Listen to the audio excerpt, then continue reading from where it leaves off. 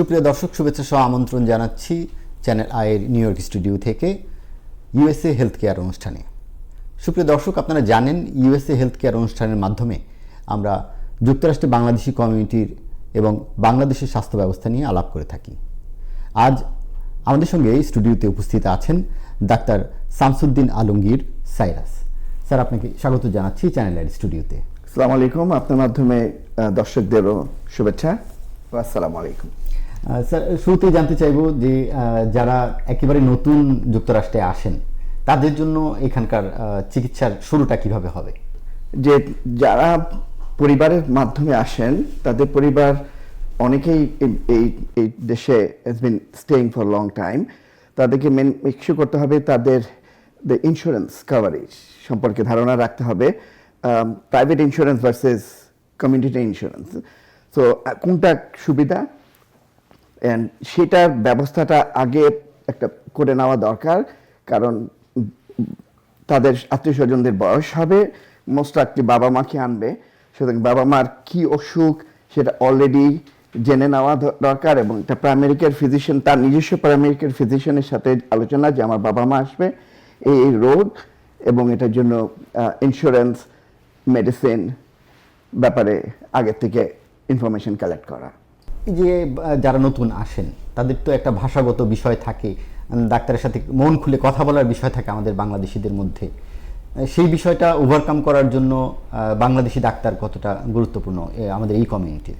কিছু কিছু স্টেটে যেখানে বাংলাদেশি কমিউনিটি, ডাক্তারদের কমিউনিটি স্ট্রং এবং সংখ্যায় অনেক, সেই জায়গায় বাংলাদেশি যারা আসছেন তারা they have access to Bangladeshi doctor, so ওই ব্যারিয়ারটা কমে যায়। কিন্তু আমি ক্যালিফোর্নিয়াতে আমার এখানে যে রোগী আসবে, আমার কলিগের কাছে যে যাবে, তখন দে হ্যাভ দ্য রাইট, একটা পেশেন্ট হিসেবে রাইট যে আই নিড এ ট্রান্সলেটর। সুতরাং সে দাবি করতে পারবে যে আমার ইন্টারভিউটা আমার ল্যাঙ্গুয়েজে নেওয়া হোক। সুতরাং doctor is obligated to provide a translator and so that he can express what he is. Without knowing what is going on, diagnosis করা যাবে না। স্যার, একটু জানতে চাইব যে জরুরি ব্যবস্থাপনা যদি হয় সেক্ষেত্রে একজন বাংলাদেশি কমিউনিটি কি করতে পারে? যখন এই দেশে এসে বসবাস করবে তখন কোন জিনিসটাতে অ্যালার্ম হবে যে আমি আমার ভাই বা আমার ছেলে আমাকে ড্রাইভ করে হাসপাতালে নিতে পারবে নাকি আমাদের 911 কল করা উচিত? কারণ অনেক সময় আমাদের একটা ভীতি থাকে, কারণ 911-এর মধ্যে অনেক কস্ট ইনভলভ। সো বাট যদি যেসব উপসর্গ লাইফ ক্রাইসিস ক্রিয়েট করতে পারে, সেই ক্ষেত্রে কখনো হেজিটেট করা উচিত না যে 911 কল করে, কারণ heart attack time is very important, যে কত তাড়াতাড়ি স্ট্রোক, কত তাড়াতাড়ি হেলথ কেয়ার সিস্টেমে পৌঁছানো যায়, ওই ব্যাপারটাকে মনে রাখতে হবে। স্যার, আমাদের বাংলাদেশি কমিউনিটির মধ্যে একটা কথা বলা হয় যে তারা স্বাস্থ্য বিষয়ে সচেতন না, বিশেষ করে ফলো আপের ক্ষেত্রে। যেমন ডাক্তার কখনো বলে দিলেন যে প্রাইমারি ডাক্তার বললেন যে 3 মাস পরে আসবেন, 6 মাস পরে আসবেন, আনটিল তারা আবার অসুস্থ হচ্ছেন কিংবা কোনো ফিল করছেন ততদিন পর্যন্ত তারা যান না। তো এই যে মানে ফলো আপের যে টাইমটা ডাক্তার বেঁধে দিচ্ছেন, এটা কতটা গুরুত্বপূর্ণ? এটা সত্যি গুরুত্বপূর্ণ, কারণ একটা হসপিটাল ইন্টারাকশনের পর, একটা হসপিটালাইজেশনের পরে অথবা একটা ডাক্তারের চেম্বারে ভিজিটের পরে যে ওষুধগুলি দেওয়া হয় সেটা কিন্তু একটা ইনিশিয়াল ডোজিং আমরা বলি, এবং তারপরে ওভার টাইম এটাকে দরকার হতে পারে বাড়ানো, আবার কমানো, অথবা ওষুধের উপসর্গের কারণে বাদ দেয়া। সো এই জন্য ফলো আপ না গেলে তারা যদি একই ডোজে ওষুধ খেতে থাকে তখন তার উপসর্গগুলি তার অর্গান সিস্টেমে এটাকে একটা বিরূপ প্রতিক্রিয়া হতে পারে, যেটা জানা যাবে না। ডাক্তার যখন 6 মাস পরে যদি যায় তখন বলবে তো আপনি তো অনেক দেরি করে ফেলেছেন, এটা যে রেকটিফিকেশন এটা করা সম্ভব হবে না। স্যার, একটু বলবেন যে বাংলাদেশি কমিউনিটির মধ্যে যারা এদেশে আসেন তারা কি ধরনের রোগ নিয়ে বেশি আসেন বাংলাদেশ থেকে, এবং এদেশে আসার পরে মেন্টাল ক্রাইসিস তৈরি হয় কি ধরনের সংখ্যার রোগীদের? মেন্টাল স্ট্রেস তো একটা নতুন সমাজে এসে খাপ খাওয়াতে মেন্টাল স্ট্রেস থাকে। আর আমাদের সমাজে আমরা যে সমাজ থেকে আমাদের লোকজন আসেন মেন্টাল হেলথ একটা ব্যাপার যেটা সবসময় আন্ডার দি রাগ, এটাকে কেউ প্রকাশ করতে চায় না, এটার অ্যাওয়ারনেসটা নাই যে এটা চিকিৎসা হতে পারে। এটা একটা ইয়ে হিসেবে মনে করে যে একটা পরিবারের জন্য একটা একটা ডিস্ট্রেস। সো এটাকে মনে রাখতে হবে যে মেন্টাল স্ট্রেস হলে এটাকে প্রকাশ করার জন্য পরিবেশ সৃষ্টি করতে হবে। বাপ মারা বাংলাদেশে যখন থাকেন তখন তাদের চারিপাশে লোকজন থাকেন, এখানে এসে ওনারা একাকিত্ব বোধ করেন, তারা কিন্তু অনেক ধরনের উপসর্গ হতে পারে তাদের, সেই জিনিসটাতে তাদের ছেলে মেয়ে বা পরিবারকে খেয়াল রাখতে হবে। যখন একজন পেশেন্ট এখান থেকে বাংলাদেশে ট্রাভেল করবেন, অনেকে এখান থেকে ফ্রিকুয়েন্ট বাংলাদেশে যান, আবার অনেকে হজ করার জন্য, ওমরা করার জন্য যান, সেক্ষেত্রে চিকিৎসাটা কিভাবে চলবে কিংবা কি পরামর্শ নেবেন? সেক্ষেত্রে সবচেয়ে ইম্পর্টেন্ট থিং হচ্ছে যে প্রাইমারি কেয়ার ফিজিশিয়ানকে জানানো যে উনি এতদিনের জন্য যাচ্ছেন, সুতরাং তার যে ওষুধগুলি থাকবে সেই ওষুধগুলি যেন এনাফ কোয়ান্টিটি নিয়ে যেতে পারে। তার যদি ট্রাভেলার্স কোনো ধরনের ভ্যাকসিনেশনের প্রয়োজন হয়, ডিউ হয়ে যায়, সেই ভ্যাকসিনেশনগুলি কীভাবে দেবেন সেই জিনিসটাকে খেয়াল রাখতে হবে। আর যদি বাংলাদেশে যে কোনো কারণে অসুস্থ হলেন, হসপিটালাইজড হলেন, সেক্ষেত্রে ফিরে এসে কিভাবে এটা ডাক্তারকে জানাবেন? এখানে বলে যেতে হবে যে এখানে একটা সুবিধা যে এখানকার ফিজিশিয়ানরা দে আর অনলাইন, তাদেরকে ইমেলে যোগাযোগ করতে পারবে যে আপনি অমুক উপসর্গ নিয়ে ভর্তি হয়েছেন, and he may guide you. আমাদের যে লোকাল ডাক্তার যারা আছেন তারা উইল বি বেনিফিটেড, কারণ এখান থেকে যদি all the records can be transferred, এখন তো ইমেলে বা হোয়াটসঅ্যাপে you can transfer all the medical record, important record, এমনকি ডিজিটাল আপনার সিডি অফ সিটি স্ক্যান। একটু বলবেন যে একজন পেশেন্ট যদি হসপিটালাইজড হয় এবং সেখান থেকে চিকিৎসা নিয়ে বাসায় আসা পর্যন্ত এই যে ধাপগুলো, এটা উনি কিভাবে পার করবেন? তো যখন একটা হসপিটালাইজ হওয়ার পরে যখন রেডি হবে ডিসচার্জের জন্য, তখন পরিবার প্রেজেন্ট থাকা ভালো, এবং যে ইনস্ট্রাকশনগুলি প্রিন্টেড হবে তাদেরকে বলতে হবে তাদের ল্যাঙ্গুয়েজে প্রিন্ট আউট করে দিতে। অ্যান্ড এটা কিন্তু বাধ্য তারা যে পেশেন্টের ল্যাঙ্গুয়েজে, যেরকম হিসপ্যানিকদের আমরা স্প্যানিশ ল্যাঙ্গুয়েজে ইনস্ট্রাকশন লিখে দিই, সো এবং তাদেরকে বলে দিতে হবে যে দে গো থ্রু, অ্যান্ড তাদেরকে বলতে হবে আমরা বুঝেছি, এবং কি ওষুধ কখন ফলো আপ এগুলি যেন ভালোভাবে জেনে নেয়। এখানকার যে ট্রান্সলেট সুবিধার যে বাংলা, সেই বাংলা অনেক সময় পড়ার অযোগ্য হয়ে পড়ে, সেক্ষেত্রে একজন পেশেন্ট কি করবেন? বেসিক্যালি যে doctor is responsible for the caring and discharge, তার উপর টোটাল এটা নির্ভর করে, এবং ফ্যামিলি মেম্বার যারা থাকে তারা আনটিল দে আর ক্লিয়ার যে আমি ইনস্ট্রাকশন বুঝছি না, তাহলে কি doctor is responsible to ensure that তারা এটা বুঝতে পারে, এবং follow up phone calls, they usually do a follow up phone calls যদি মনে করে যে there is a chance যে উনি গিয়ে ফল্ট করতে পারে। এই যে একজন রোগী দেশে এসে প্রাইমারি কেয়ারে যুক্ত হলেন প্রাইমারি ডাক্তারের সঙ্গে, এবং এরপরে তার যত সমস্যাই হোক না কেন সে একটা মেডিকেল ডেটার ভিতরে ঢুকে গেলেন, তো এই যে ব্যবস্থাপনাটা এখানে তৈরি হয়েছে, যেখানে আপনি আপনার পেশেন্টকে দেখলেই বুঝতে পারছেন যে ওনার কী কী সমস্যা আছে, আপনি তার সম্পর্কে অবগত, তো এরকম একটি ব্যবস্থাপনা যদি আমরা বাংলাদেশে গড়ে তুলতে চাই তাহলে আমাদের কি করণীয়? এখন কম্পিউটারের যুগে বাংলাদেশ হ্যাজ ইভলভড, অনেক অনেক বেশি এগিয়ে গেছে, পিছিয়ে নেই, এবং আমাদেরও অনেক software engineer, different IT sector has improved. So electronic medical system is not very difficult, but এটার জন্য পলিসি সাপোর্ট দরকার, যে এটা রাজনৈতিক একটা সিদ্ধান্ত থাকতে হবে, এবং আমাদের গভর্নমেন্টাল একটা পলিসি সাপোর্ট থাকতে হবে, যে এটা একটা ম্যান্ডেটরি করে দেওয়া যে electronic medical system is mandatory for any institution. Say private বড় বড় হসপিটাল হচ্ছে, electronic medical system investment is important, এটাকে একটা একটা ক্রাইটেরিয়া হিসাবে সেট করে দিতে হবে। তোমার লাইসেন্স পেতে হলে তোমার ইনস্টিটিউটের you have to have this. আমাদের দেশের আর এই দেশের বেসিক তফাৎটা কি চিকিৎসা ব্যবস্থাপনায়? বেসিক তফাৎ আমি যেটা ফিল করি, এটা মোমেন ভাই বলে গেছেন, যে ইকুইপমেন্ট যেটা কম, আমরা রিলাই করেছি মোস্টলি অন এক্সামিনিং পেশেন্টকে পরীক্ষা করা আমাদের শিক্ষকরা আমাদেরকে হাতে খড়ি দিয়ে শিখিয়েছেন। এখানে যেরকম অল্পতেই আমরা ইমেজ একটা সিটি স্ক্যান করে ফেলি, আর ওরা বডি এক্সামটা অত বেশি ইম্পর্টেন্ট না, বাট আমরা মনে করি যে আমাদের যে ট্রেনিংটা দ্যাট ওয়াজ ভেরি ইউজফুল, এবং আমরা we are ahead of US physicians too, because they rely more on labs and CT scan or imaging. তারা Exactly. And then আরেকটা হচ্ছে যে বেসিক সায়েন্স, যে আমাদের ফার্স্ট সেকেন্ড ইয়ারে যে বেসিক সায়েন্স, ওটার উপর গুরুত্ব দেওয়া, যে ওরা বেসিক সায়েন্সের উপর প্রচুর গুরুত্ব দেয়, কারণ ওটা হচ্ছে ultimate building block for your future. Sir medical যে সায়েন্স সেটা সবসময় আপডেট হচ্ছে, সেটা ইকুইপমেন্টের দিক থেকেই হোক, নলেজের দিক থেকেই হোক। সেক্ষেত্রে আমাদের যারা মেডিকেলের শিক্ষার্থী আছে তারা কতটা এগিয়ে আছে, কিংবা মানে উন্নত বিশ্বের কতটা সমকক্ষ কিংবা কাছাকাছি? ইন টার্মস অফ ইকুইপমেন্ট, মোমেন ভাই বলে গেছে যে ইকুইপমেন্ট কিন্তু যাচ্ছে, অ্যান্ড অফকোর্স ইকুইপমেন্টের ভার্সন বদলাচ্ছে, যে আপগ্রেডেড হচ্ছে, কিন্তু শুধু ইকুইপমেন্ট গেলে হবে না। এই ইকুইপমেন্টগুলি যাদের জন্য যাওয়া, তাদের সে ধরনের সামর্থ্য আছে কিনা, এটা প্রাইভেটরা করছে না গভর্নমেন্ট লেভেলে করছে।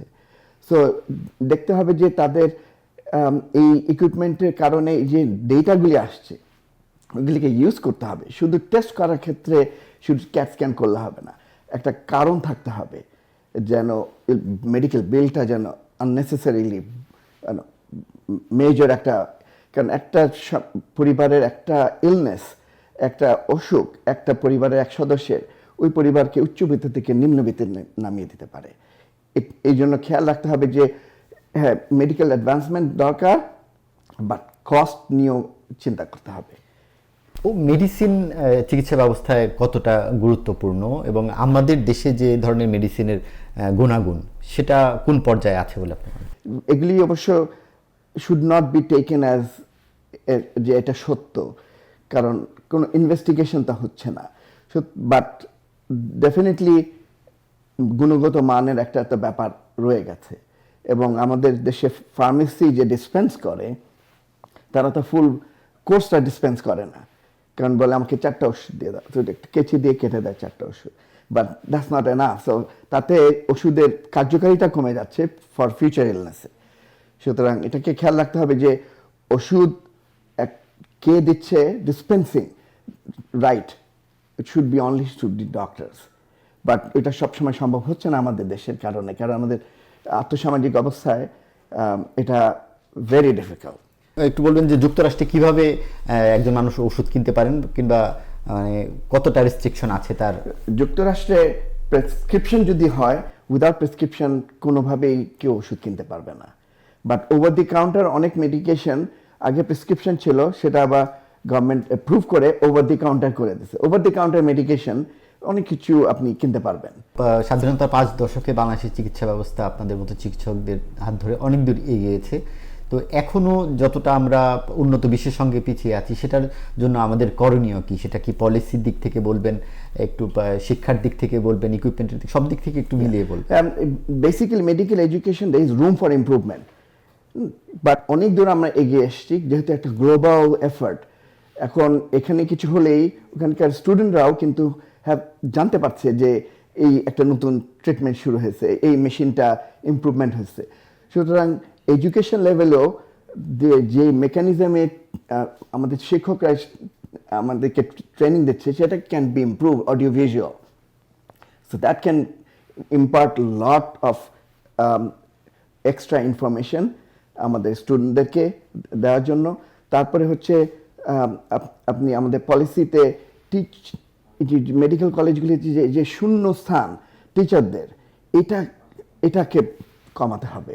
আর প্রাইভেট সেক্টরে এই kind of mushroom build up of medical schools অলিতে গলিতে is not the way to improve medical education.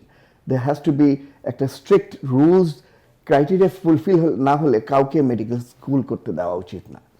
একটু যদি গ্রাম পর্যায়ে চিকিৎসা ব্যবস্থাটাকে আরো ত্বরান্বিত করার উপায় একটু যদি বলতেন। আমি যখন বাংলাদেশে ছিলাম, আমি একটা ইন্টারন্যাশনাল অর্গানাইজেশনে কাজ করতাম। আমি বরিশাল, তখন খুলনা ডিভিশনে 36টা থানাতে আমি কাজ করতাম as a monitor from CARE International for immunization programme. সেখানে আমি বিভিন্ন ক্ষেত্রে ওয়ার্ক করতে, আমি 8-10 মাইল পর্যন্ত হাঁটছি, পটুয়াখালী, বরগুনা। সেখানে যে প্রাইমারি কন্ট্যাক্ট, প্রথমে একটা গ্রামে তারা যাবে, একটা লোকের তার তার হেলথ নলেজ আছে, এই জন্য তার কাছে যাবে, তার একটা ইন্টারভেনশন করা। এখন যেরকম কমিউনিটি ক্লিনিক করা হয়েছে, এখন এই community clinic is first contact. এখানেই যদি বেসিক, যদি যেসব রোগীগুলি, যেসব রোগের কারণে মানুষজন যায়, সেগুলিকে যদি আমরা দিতে পারি, তাহলে কিন্তু 85% of the health needs can be addressed. একজন তরুণ চিকিৎসক যদি যুক্তরাষ্ট্রের মতো দেশে পড়তে আসেন কিংবা ইউরোপে যান, তার প্রস্তুতিটা কেমন হবে, কিভাবে সে নিজেকে গড়ে তুলবে?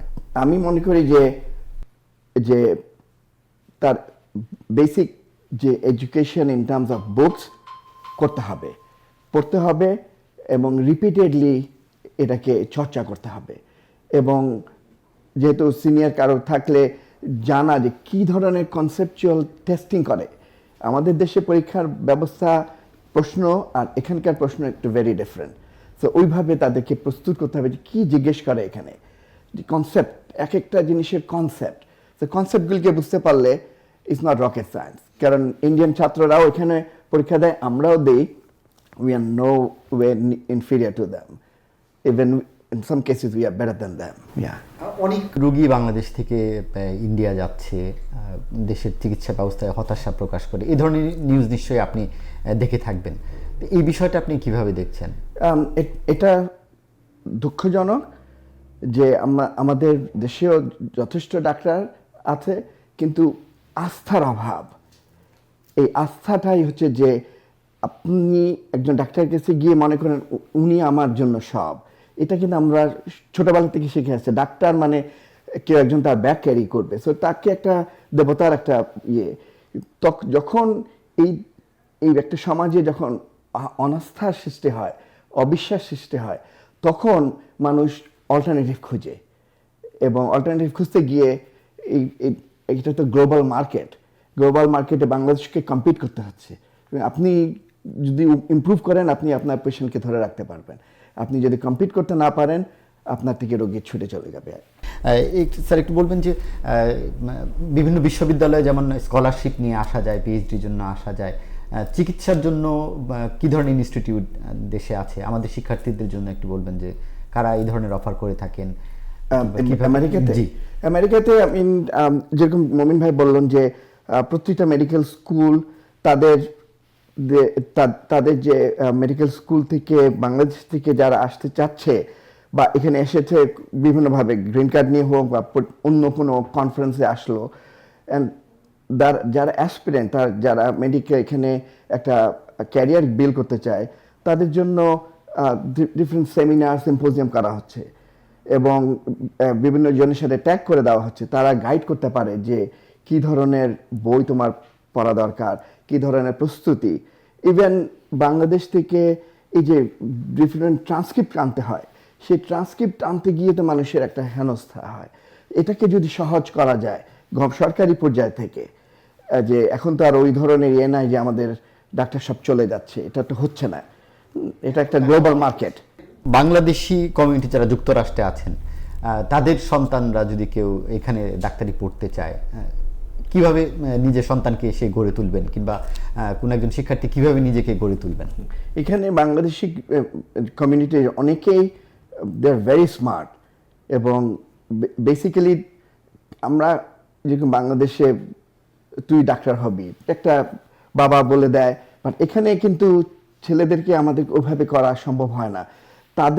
তাদেরকে ইন্টারেস্ট ডেভেলপ করতে হবে এবং তাদেরকে সেইভাবে বাপ মাকে সাহায্য করতে হবে যে ডাক্তারি ট্র্যাকে যেতে হলে কি কি তার করা দরকার। সেইগুলির মধ্যে হচ্ছে আপনার ভলেন্টিয়ারিং করা, তার সিভিতে ইমপ্রুভ করা যে কেন সে এই মেডিকেল সায়েন্সে যেতে চাচ্ছে। তাকে প্রমাণ করতে হবে যে he is fit or she is fit, and একটা গোল আছে তার যে সে এটা অ্যাচিভ করতে চায় মেডিকেল স্কুল হিসাবে।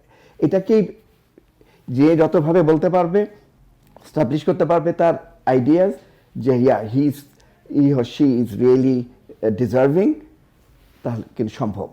ইটস রকেট সায়েন্স না, কিন্তু প্রচণ্ড রকম ইয়ে লাগবে, কনসেন্ট্রেশন লাগবে, ডিটারমিনেশন লাগবে, এবং বাপ মা সাহায্য তো। ধন্যবাদ ডক্টর শামসুদ্দিন আলমগীর সাইরাস। আপনাকে শেষ প্রশ্ন করব, আপনি নিউ ইয়র্কে এসেছিলেন চট্টগ্রাম মেডিকেল কলেজ অ্যালামনাই অ্যাসোসিয়েশনের একটি প্রোগ্রামে, তো এই রিউনিয়নে আপনার অভিজ্ঞতা যদি একটু শেয়ার করেন আমাদের সঙ্গে। আমি গ্রেটফুল টু মোমিন ভাই যে উনি রিপিটেডলি আমাকে ফোন করেছে, কারণ যে কাজ করি সেখান থেকে ছুটি বের করে আসায় ক্যালিফোর্নিয়া থেকে নিউ ইয়র্ক কিন্তু আরেক গ্লোবের, মানে এক গ্লোবের এক প্রান্ত থেকে আরেক প্রান্তে, কিন্তু আমি মনে করি যে এটা সত্যি আমার জন্য একটা আই ওপেনার, আমার একটা স্ট্রেস রিলিফ হয়েছে। কারণ আমার মনে আছে যে 2000 আমি যখন ইন্টারভিউ দিতে আসি রেসিডেন্সির জন্য, তখন ফার্স্ট কনফারেন্স হয়েছিল, এবং I was able to attend that in 2000। আর এখন 2015-এ একবার অ্যাটেন্ড করলাম, এবার অ্যাটেন্ড করলাম, and I fell like I got reconnected to many people. অনেকের সাথে অনেক বছর দেখা হয় নাই, এবং দেখা হলো, আবার দেখা হওয়ার ওয়াদাও করা হলো। তো I am very happy that I came here and enjoyed every bit of it. Sir, আপনাকে ধন্যবাদ জানাচ্ছি চ্যানেল আই স্টুডিওতে সময় দেওয়ার জন্য। আপনাকে ধন্যবাদ আমাদেরকে সুযোগ করে দেওয়ার জন্য। সুপ্রিয় দর্শক, ইউএসএ হেলথ কেয়ার অনুষ্ঠানের আগামী পর্ব দেখার আমন্ত্রণ জানিয়ে শেষ করছি আজকের মতো। ধন্যবাদ সবাইকে।